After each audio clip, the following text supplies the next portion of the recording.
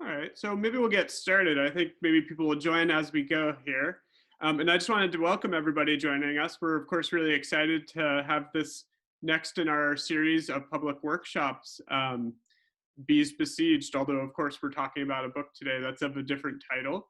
My name is Drew Bush, and I'm the Assistant Director at the Old Stone House Museum. So just a few notes for you before I turn things over to our presenters here. If you haven't already, you might want to open the chat box for today's session. That's a great place to ask us questions or to signal to us that you want to ask a question live. You're, of course, welcome to turn on your camera too if you'd like to share your face in today's session, but please do be aware that we are going to record this session so that we can post it on our website for all those who maybe weren't able to join us today.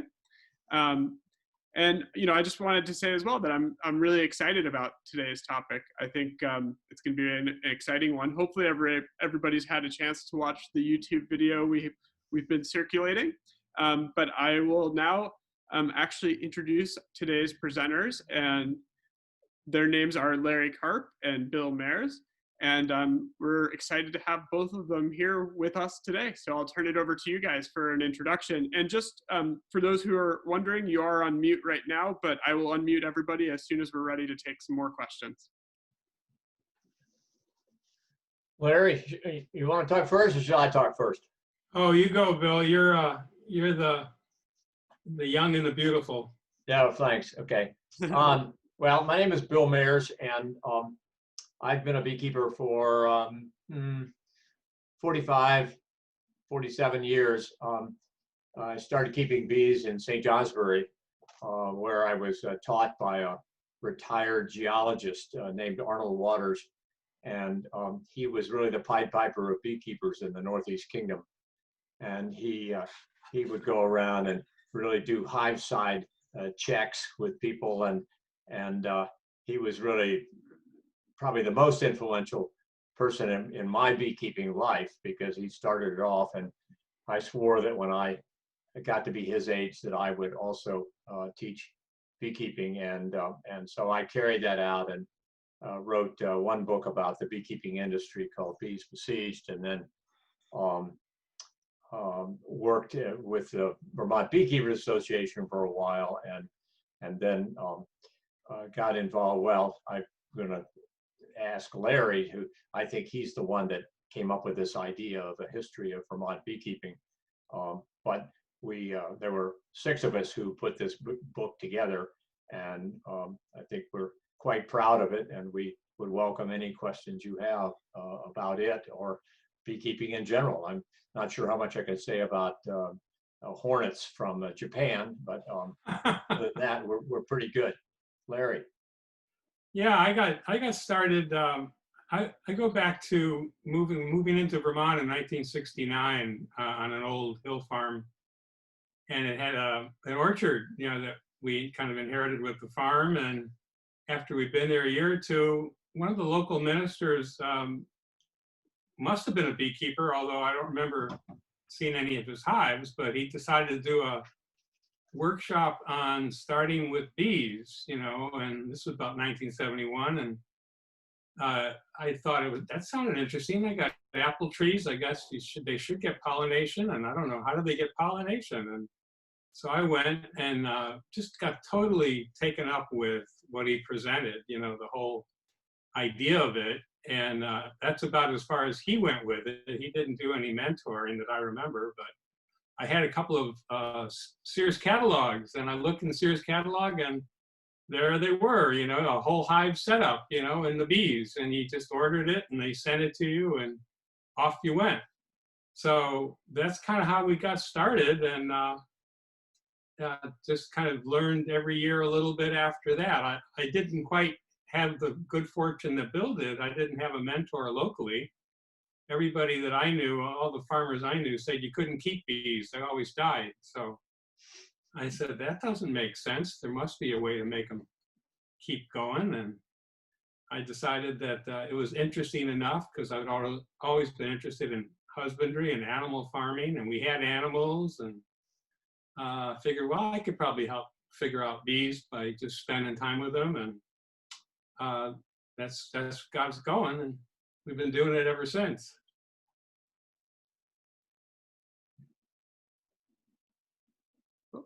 That's great. Thanks, guys. And I thought, right now I'll just unmute everybody so that everyone can speak if they might want to. Hopefully that worked for everyone who's in our audience. And just a reminder to feel free to chat your questions to us in the chat box, or to speak up because we can hear you now. And if you want to, you can of course mute yourself again, or you can turn on your video as well when you ask a question. But I think I'll actually kick things off. And Bill, I just heard you saying that you've written a few books on beekeeping, but I'm wondering what the inspiration is for this book in particular. And I know you guys were talking about that before people started to join the meeting, but I'd love for you to tell that story and how the different people who are on the author's title came to be a part of it. Well, it was at what would be now almost 7 years ago at the Vermont Beekeepers Association summer meeting in Franklin County. We had just the previous year hosted a national or semi-national convention at the University of Vermont called the Eastern Apicultural Society. We had people from Mexico and Canada and 23 states. 750 people came. So it was a big deal for Vermont to host this. And it was actually the third time that Vermont has hosted the EAS convention. And so we were feeling pretty proud of ourselves. And the discussion, I really think it was Larry who suggested in a general meeting of the association, well, now that we've done that, why don't we do a book about the history of beekeeping in Vermont? Because in the course of the EAS convention, we learned more about our own history. And several of us said, yeah, well, it's a great idea. Well, now let's do it. And meanwhile, Ross Conrad, who's listed on here on the front page on the cover, he's a full professional beekeeper from Addison County, and he had been writing a history of beekeeping in Addison County. And so we were able to persuade him to fold that history into this larger history of Vermont. And then, so he and I kind of took the lead, and then we thought, well, we can't do this all ourselves. So gradually we picked off 4 other people to help us. Larry Karp, Larry Sold, who's a musician and UVM adjunct, was an adjunct professor, and Kim Greenwood, who now works for the state of Vermont in agriculture or environmental, the environment, and Scott Wilson, who's a professional, well, he's a sideline beekeeper, we would say. He has a day job. And we sort of divvied up the work and went and sort of followed up as many leads as we could, as far as we could go. And we're able to find a publisher in Brattleboro named Green Writers Press, who were very interested in doing this.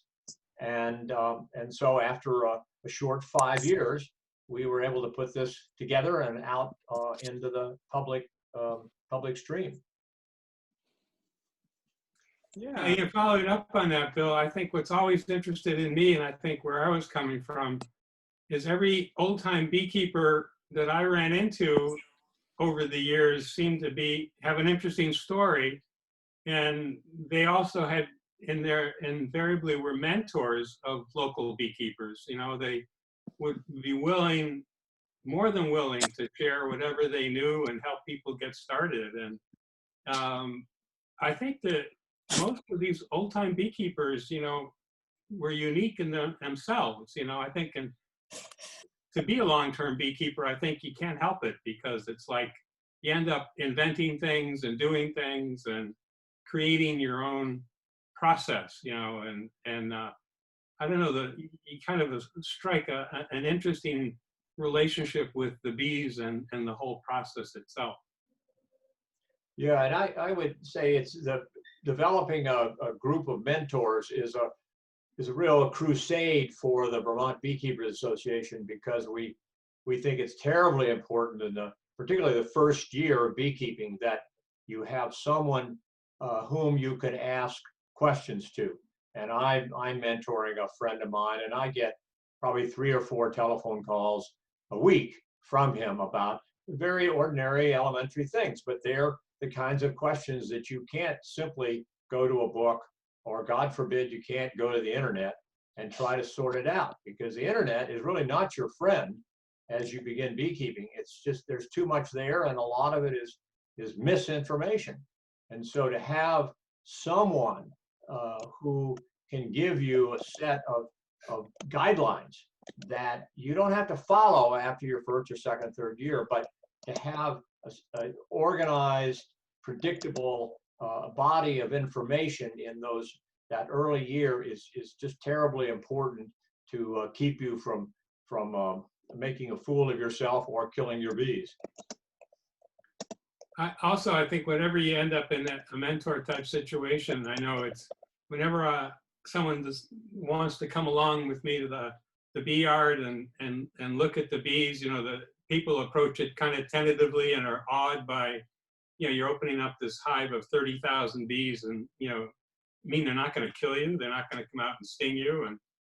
And then, you know, you pull out a frame and point out a queen and look at the workers, and the bees are just busy doing their thing.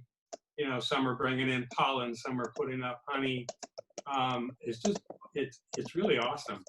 And I think that kind of hooks a lot of people. Yeah. Yeah. Yeah, and maybe before I ask some of the other questions I have, I was hoping maybe you could tell us, Bill, I know you were starting to talk about this, but where can people find this book if they're looking for it? It sounded like it was in most places in Vermont. Is it elsewhere too? Well, it's being distributed by a honey company in Middlebury, but they are in contact with all the bookstores around the state. So you could either order through a bookstore. I'm not sure if it's available on Amazon per se, because I think it's only one outlet. So Amazon would have to go to Champlain Valley Apiaries to get the book. So you can't what do they say? You can't beg off not buying the book because you can't get it, because it's available. Yeah. And is there a best place to buy it, you know, in terms of for your press and for the authors? Well, buy it at the local bookstore. I mean, buy it through what is it, Galaxy in Hardwick? Yeah, I know they've got it. And oh gosh, St. Albans, Phoenix, Vermont Bookstore, any of those places. I mean, those places will send you the book, and it'll all go. They'll be getting it from Champlain Valley Apiary. So the book is available, and we hope that people will buy it. Yeah. So I had another question, but actually it looks like we have one here from Carmen. And she's wondering, are there beekeepers who rent or loan their hives to be on other people's property, or is it best to have hives and keepers that live together on the same site? So in other words, are there people who maybe you can rent a hive from and who will take care of it for you? Yeah, I think it works both ways. I think there are people, I know of people who have asked, beekeepers who have asked if they could put some of they run out of space in their own land, and so they've gone to a neighbor or to someone in another town and said, could I put a couple of hives on your property?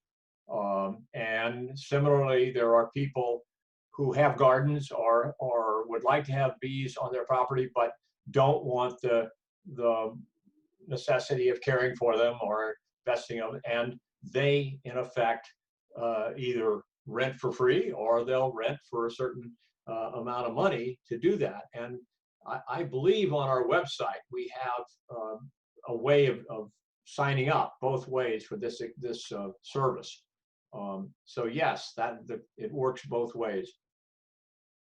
Yeah, that's actually one of the great things about beekeeping as an agricultural enterprise, is that you don't have to own land to have them, because beekeepers like to put them out where there's a lot of nectar sources. And, you know, you may live in a place where there aren't many nectar sources, and the bees will fly a couple of miles, you know, to pollinate and to collect nectar and pollen. And so I think a lot of beekeepers, after they're into it for a while, are always looking for another place to put a hive or two or three or four.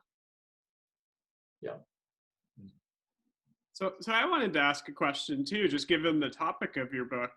I'm wondering, like, what is sort of the unique elements of beekeeping, the history of beekeeping in Vermont, and if it differs, you know, from other parts of the United States or you know, North America. Well, beekeeping as an industry began in the the 1850s. That was the moment in history when, in effect, we like to say that was when the atom of beekeeping was split. And there was the discovery of what was called bee space and the removable hive, removable frame, which allowed beekeepers to pull out frames of honey, kick the bees off, get rid of the honey, or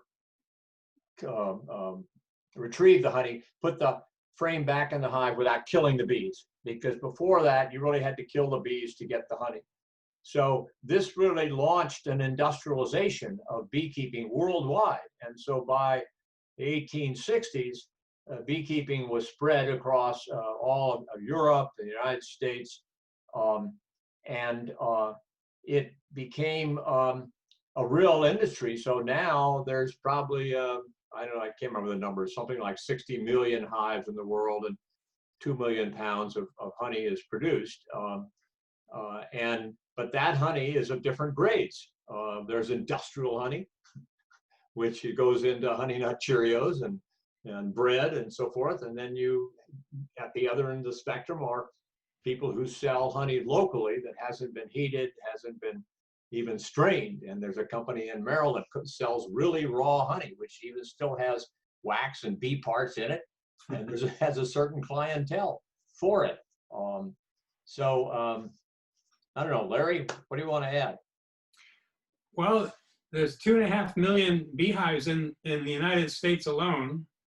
And when the almonds get pollinated in California in February, they need 1.5 million hives. So you kind of have this mecca where a lot of these commercial beekeepers want to get their hives over there to pollinate those almond trees, because I guess there's about, oh geez, what is it, 1,000 acres or more of almond trees, Bill?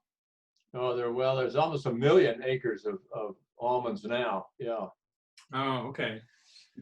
So yeah, and so it's interesting, you know, the whole pollination industry with bees has really taken off, and probably that's what's fueled the commercial beekeeping in this country more than anything, wouldn't you say? Yeah, and I think it's also a case where Vermont is not is out of that mainstream, where the value of bees for pollination in the United States is something like $25 billion, and the value of the honey that American hives produce is only about less than half a billion. So it's 50 or 60 times more value the bees are for pollination. And in Vermont, the pollination is only sort of, it's done naturally. There's a few people who move hives into their orchards, but it's much fewer than in other states. We're still a state of also there are only maybe less than a dozen, or less than 10 full-time beekeepers in this state, and there's a group of what we call sideliners who might have between 25 and 150 hives, and then the rest of us, we don't like to use the word hobbyist. We're part-time beekeepers, because hobby connotes that you're kind of, you know, half-assed about it, whereas you can't be that way about beekeeping now, because it's very much more complicated, and the bees are under a lot of other threats. So we are the amateurs, or the non-professionals, is probably 95% or 90% of the beekeeping in the country, as well as in Vermont. That reminds me of one of my favorite quotes is that the real beekeepers are the bees. We're just kind of the observers and the assistants. The Well, bees know what they're doing. well, Mike Palmer, who's in my opinion is the best beekeeper in the state. He's from St. Albans, and he has a wonderful phrase. He said, "Bees are better beekeepers than beekeepers are bees." Yeah, for sure. And I think it's probably easier to use bees for pollination than it is to use bees to get honey these days. Yeah, but you got to move them. You got to keep moving them. Yeah. And I just want to, remind folks, I see Carmen's posting another question, but Roberta, if you have any questions you'd like to ask our authors today, feel free to open your chat box. Usually if you scroll to the bottom of your screen or the top, you'll see a little like chat with a speech bubble that you can click on. So that's the way to ask some questions. And actually, Carmen and I sort of had the same question. There's been a lot in the news, obviously, and you mentioned that bees have various threats that are, dangerous for them right now. And I'm wondering, what are some of those threats in your view? I know there was a lot of discussion of colony collapse disorder, but it wasn't altogether clear until more recently what was causing it, or maybe it's still not clear. And I'm just wondering if you might speak to that a little bit and maybe the importance of, hobbyist beekeepers in light of some of those threats. Well, the first bee book I wrote was in the early aughts, so it came out in 2005.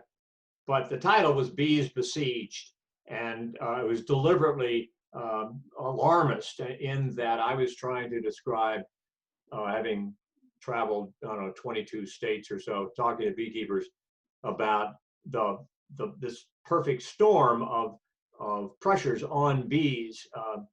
Some of them were climatic, climate change. Some are monoculture in the pollination. Some are the low prices of honey that are driven by a world market. There's the globalization of pests such as varroa mites, tracheal mites, and loss of forage, development. So all of these, and beekeeper practices themselves, not just pesticides outside the hive, but pesticides that the beekeepers put in their hives to kill off or resist some of these parasites. So all of these things came together in a dramatic way in 2006, and that's when they coined this term, colony collapse disorder.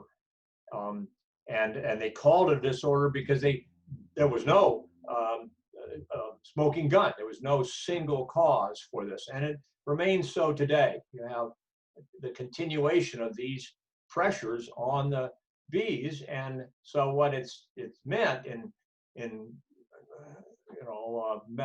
practical effects is that the average loss of bees or beehives has gone annually by beekeepers have gone from maybe 10 or 15% 25 years ago to 30% to 35% each year, which means the beekeepers have to replace those. And if this were cattle or pigs, they'd be out of business. One thing about bees is you can split hives and so forth, but it still is, it's an expense. And it's one that I think will continue because of the force of these other threats and pressures on bees and their beekeepers. Well, that's another interesting thing I think about bees is that no matter how long you do it, you're learning something new every year, and or trying something new every year. And bees have been around thousands of years, but beekeepers are still learning how to be a better beekeeper, and there's always new, like Bill was saying, there's new threats, there's new issues, new problems, new challenges, but it is a fascinating and interesting process that it doesn't take much of anything to have a hive or two of bees and, set yourself off on a fascinating I guess you could say hobby, but a fascinating endeavor of exploration. No, I agree entirely. Was a wonderful writer about bees named Sue Hubble, who wrote a book called, surprisingly, A Book of Bees, but she called beekeeping farming for intellectuals. And, because it really is always requiring your mental and physical engagement, but you go in and work in the hive and you're using all of your 5 senses. And it's just every time I get excited, every time I go work with bees, this is, I was going to say it's like going to the local bar, but it's not. It's better than that.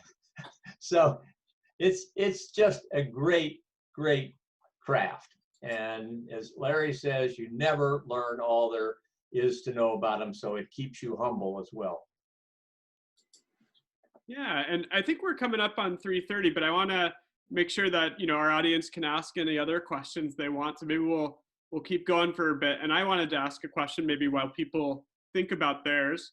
I'm wondering if you could talk about some of the sort of interesting figures in the Vermont history of beekeeping. I notice on the side here you have a number of slides that have different people and their images, and I thought maybe you could share 1 or 2 of the ones that you find most interesting. Well, my favorite is number 3.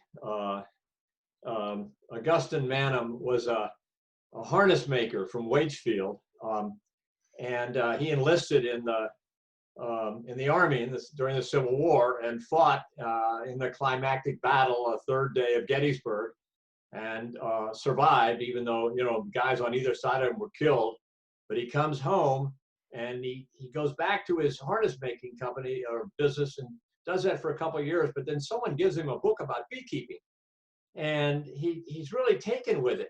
And then within 4 years, he's built up to 150 hives. He's building equipment. He's selling it around Vermont, and eventually he has 700 hives in the Bristol area. He's the largest beekeeper in the state of Vermont. And then apparently his wife dies, so he goes off to California and raises potatoes. But in any case, if you look at the next slide, it shows one of his yards in Bristol. There he is down in the lower right-hand corner, and there's got to be 100 hives there. This is in, you could say, Vermont industrial beekeeping. It was really one of the golden ages of Vermont's beekeeping. Now, if you go down to slide 7,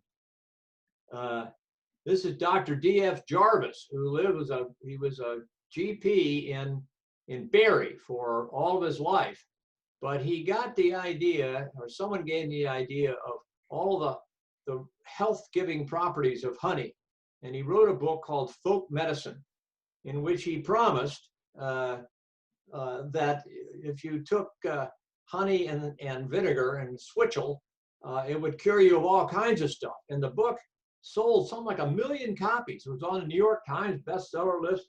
And so if you go to the next slide, I don't know if you can see this. This is from the New Yorker magazine, and from 1960. And the caption says, "Look, if honey and vinegar was better than aureomycin, I'd be selling honey and vinegar and not aureomycin, wouldn't I?" So it even reached the laugh track of the New Yorker magazine. Well, so these are some of the characters, but they we tried to give them their historical due. Larry, who do you put in this category? Oh, geez. I don't know. There's Charlie Mraz is always one that comes to the top because of his bee sting therapy. I used to have people that would come to me and ask for bees because they had arthritis, and they wanted, they keep some.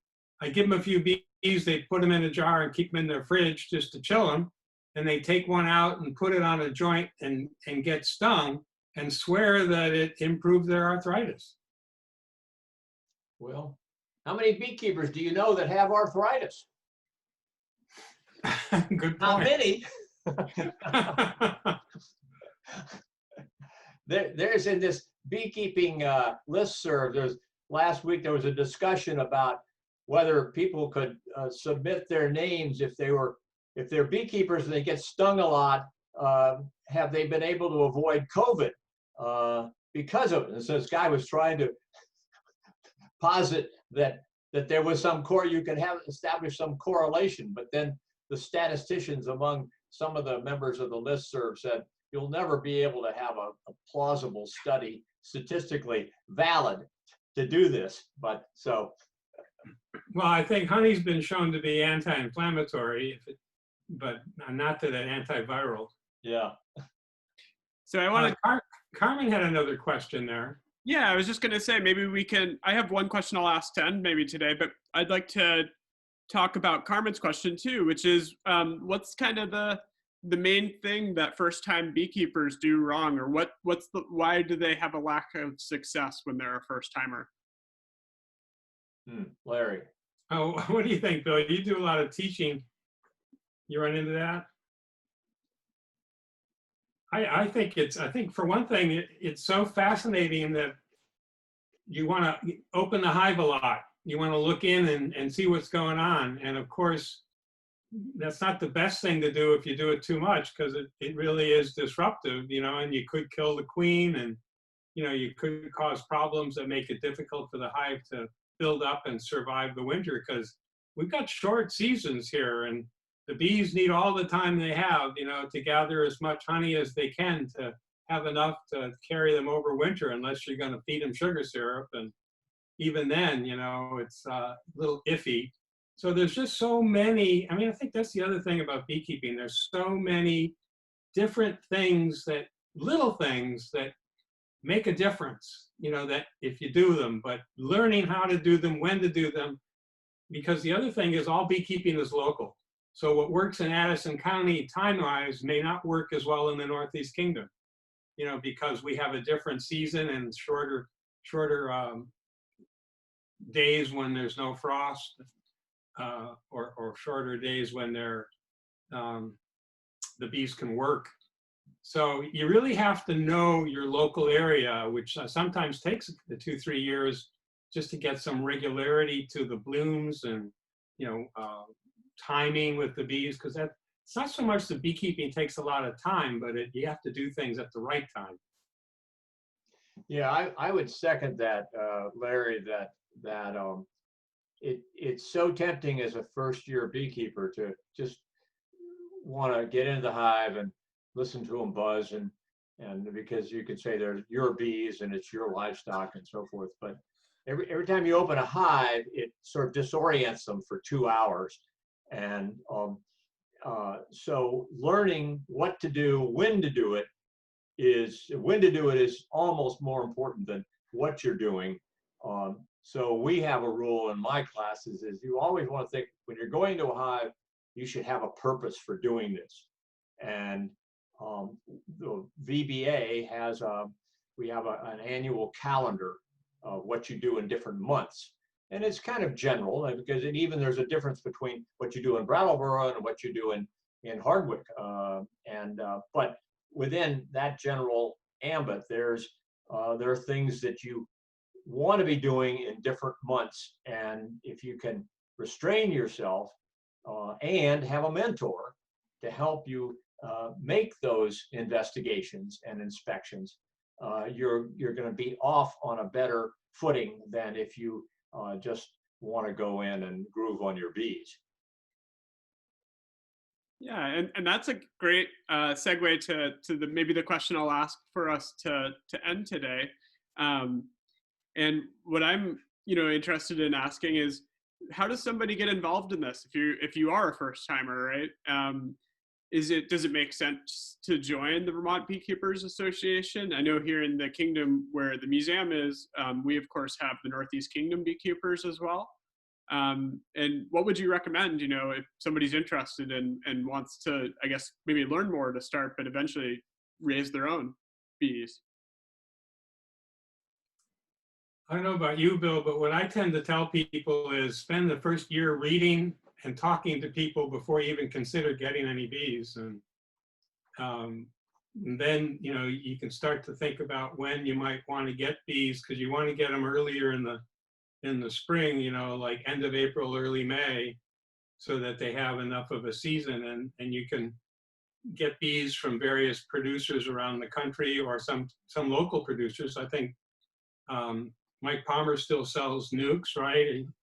And other people in the state that are have quality bees. So you can get bees from local beekeepers, or you can buy packaged bees from different parts of the country. But really inform yourself about what you'd be getting into before you start. I've been teaching, well, several other people have been teaching a night class at Champlain Valley Union High School for 20 years or so, and we do it 3 times a year. And ideally, we try to recommend that people go and take the class and then hang out, go join the VBA, and go to all the 5 or 6 workshops that the VBA does through the summer. Hang out with other beekeepers, watch them, get yourself stung a few times, and get to know the bees without any economic investment. And then the next year, you can, in the fall or the winter, you can really start ordering bees and equipment, and you will have, I think, have a good preparation. You may still decide that you want to get out of it after a year, but you will have had some exposure to bees in the wild or in the hive, and you can work yourself into that hobby, and not just rush right out and spend $500 and then find out you don't like to get stung, or you don't want to be checking them once a month or once a week. But there are a number of people who take the class and they still want to get the bees. You can't tell them not to. But certainly, wherever there's a local club nearby, Addison, Franklin, Washington, Northeast Kingdom, there are 3 or 4 other clubs. That's really a vital link in your beekeeping education, because there you've got a group of people who can be ad hoc mentors, and you can get answers to your questions. And the VBA website is packed with information, much better than the internet. So that's our 2 cents worth. Great. Yeah. And actually, it looks like Carmen had one more question maybe that we can answer before we go. And Sure. she's wondering, this might be hard, but can you make a prediction on the success of this year's yield as it pertains to our cool season? Huh. Not an easy one. Well, sure. It's all right. I'm happy to make a prediction. I mean, I'm just looking at the clover has really come in here in Chittenden County, and that's really the biggest. That and basswood are the biggest, and willow are the biggest sources of nectar for my bees. And I've got on 3 or 4 hives, I've already got 3 supers. They're working those. So I'm hopeful that it will be a little bit better than normal. But climate change is real, and we could have 3 or 4 weeks of hot, dry weather, and that nectar season will go to naught. So I'm always hopeful that we'll have a good season. I'm not certain we will. Larry, how about you? Well, I know for a long time, I was used to count on late summer blossoms like goldenrod, aster, knotweed, some of those flowers there. And that's usually where I got the bulk of my honey. Although when, like you say, if it gets dry, then there goes the goldenrod. It's so shallow rooted, it doesn't produce much nectar. But I know long-term averages of honey production in Vermont, I think, is somewhere between 40 to 60 pounds a hive. Yeah, I think at one point they were 50 to 60, but I'd say 50 is a pretty good average. But in terms of a contrast, I've had years where some of my hives produced nothing, and then I had one that produced 200 pounds. That was all in the same year. So, Really? yeah. Wow. Well, that goes back to the genetics of the queen. You must have had a really productive queen in that one. Well, some of it's luck, and some of it's genetics, and some of it's climate. Yeah. That's the thing, a lot of variables. Yeah. Well, I think maybe we'll wrap up there for today. We're a few minutes over our time, but I know we started a little bit late too. And then I just wanted to thank everybody who was able to join us for today's session. I know, a lot of people have already watched the video of your presentation of the book that I think, Bill, that you did with Kim Greenwood a few weeks back. So I just want to remind everybody that that's out there. They can find it on our YouTube channel. They can also find it on our website. And of course, we'll post a video of today's session as well so that you can catch that as well on our YouTube or website. And I, of course, wanted to just offer a really warm thanks to Bill and to Larry for being here today and for taking our questions and for talking a bit about this, really captivating, I think, interesting book that, for those of you who are out there and are interested in being a first-time beekeeper, might be a good place to start. So thank you, everybody. And I hope you have a wonderful rest of your Saturday and of your weekend. Great. Thanks, Drew. Well, thanks, Roberta and Carmen, for sticking it out. We really enjoyed talking. Larry, thank you. Thank you, Bill. Thank you. Always a pleasure. Have a good day, everybody. Bye-bye.